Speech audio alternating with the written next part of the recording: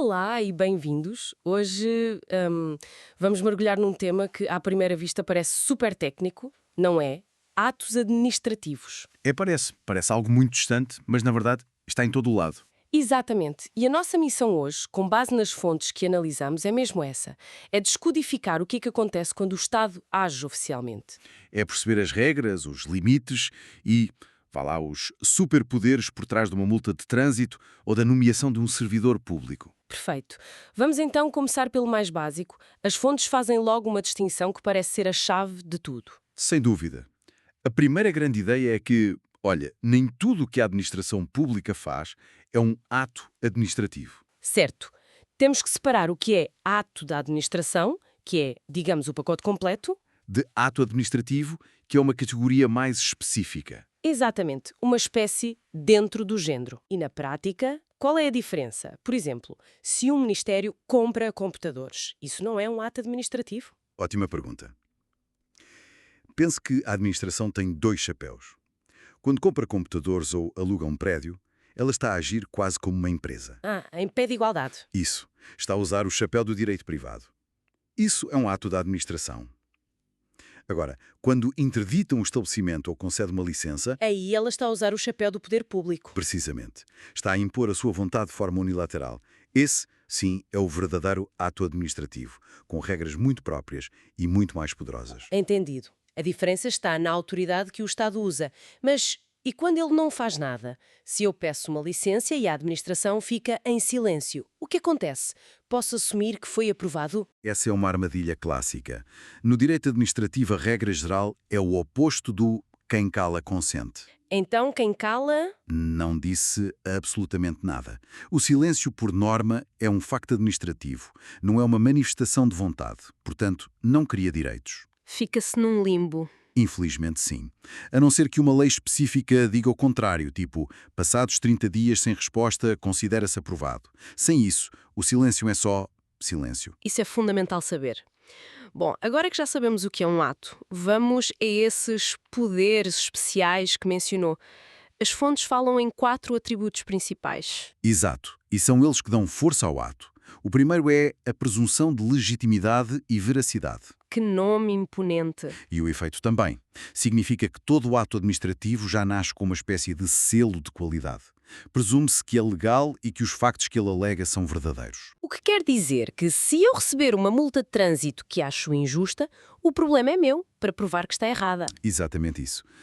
A presunção inverte o ónus da prova. O Estado não precisa de provar que a multa está certa. E eu é que tenho de provar que está errada. Isso mesmo.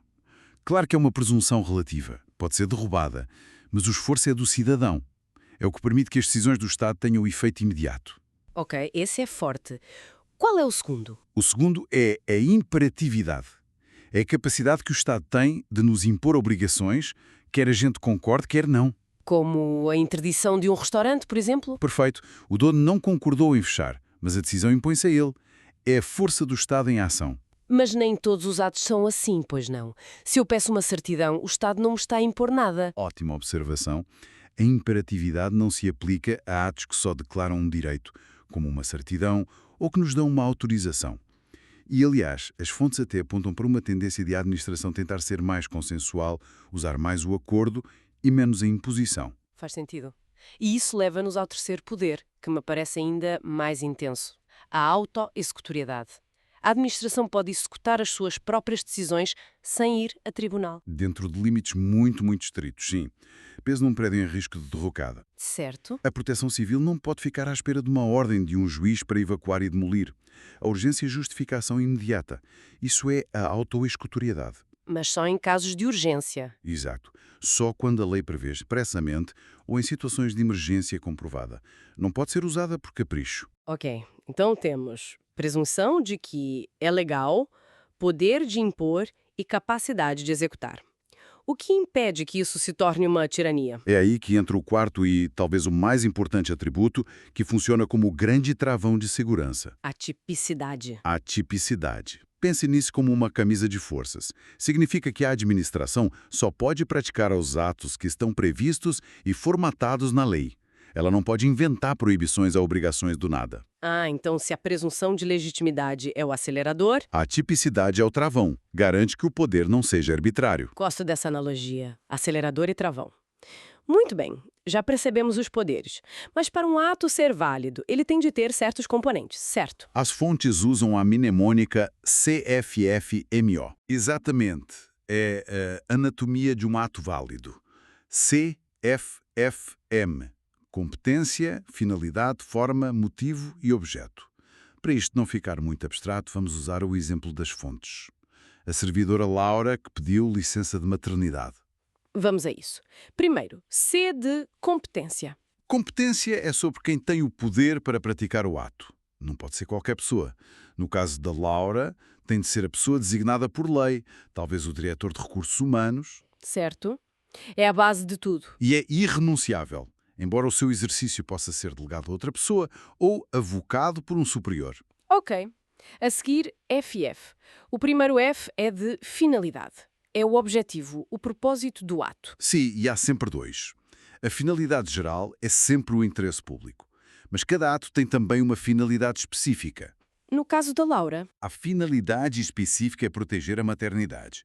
Se o diretor usasse esse poder para afastar a Laura de um projeto por motivos pessoais, mesmo que o ato parecesse legal, haveria um desvio de finalidade. e o ato seria nulo. Seria nulo, exatamente.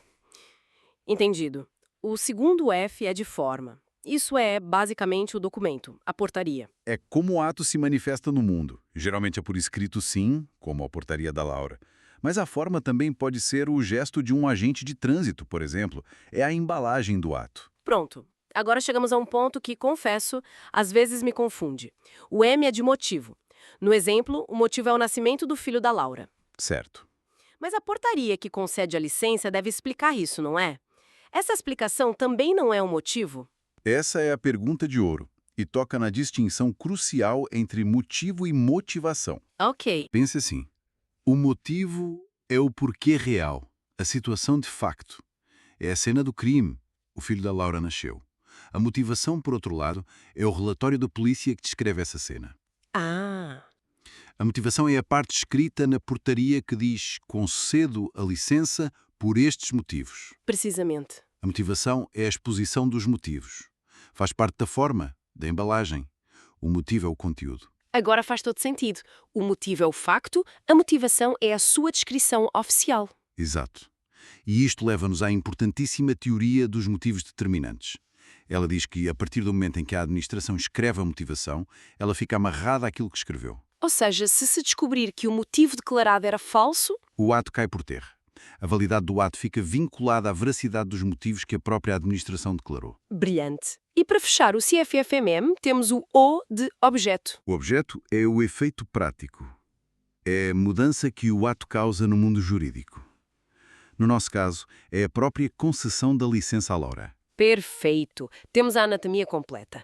Mas os atos não são todos iguais. As fontes falam de diferentes famílias e há duas classificações que parecem ser cruciais. A primeira é entre atos vinculados e discricionários. Essa é talvez a mais importante para o nosso dia-a-dia. Um ato vinculado é aquele em que a lei não dá margem de escolha nenhuma.